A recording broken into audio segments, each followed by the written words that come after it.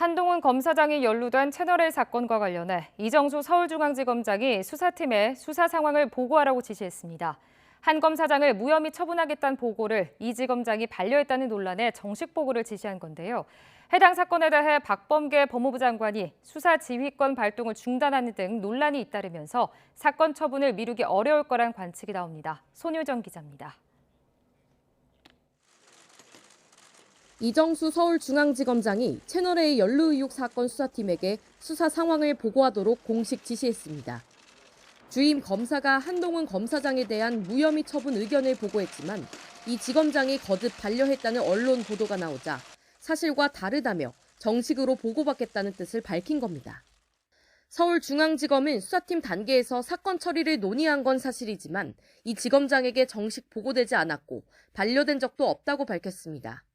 다만 비공식 보고가 있었는지 수사팀 내부에서 어떤 논의가 이뤄졌는지 등은 확인이 어렵다며 법과 원칙에 따라 처리하겠다는 원론적 입장을 거듭 강조했습니다.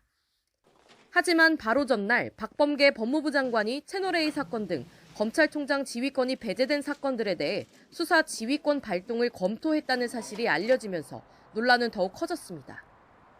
윤석열 검찰총장 당시 박탈했던 채널A 사건 지휘권을 다시 검찰총장에게 준 뒤 서울중앙지검장이 한 검사장에 대해 무혐의 처분하지 못하도록 총장을 지휘하려는 의도 아니냐는 의혹이 제기된 겁니다.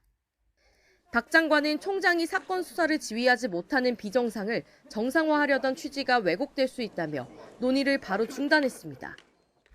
단 한 사람만을 위해서 그것을 겨냥해서 마치 고려한 것처럼 그렇게 쓰는 것에 대해서는 정말 놀라 자빠질 뻔했습니다. 법무부 관계자도 박 장관이 지난해 말부터 검찰총장이 합당한 수사 과정에 참여해야 한다는 생각을 계속해왔다며 특정인을 염두에 둔 조치는 아니었다고 해명했습니다. 박 장관은 한 달 뒤 윤석열 대통령 당선인이 취임하면 물러나야 하는데 논란을 무릅쓰고 한 검사장의 무혐의 처분을 막을 이유가 없다는 지적도 나옵니다.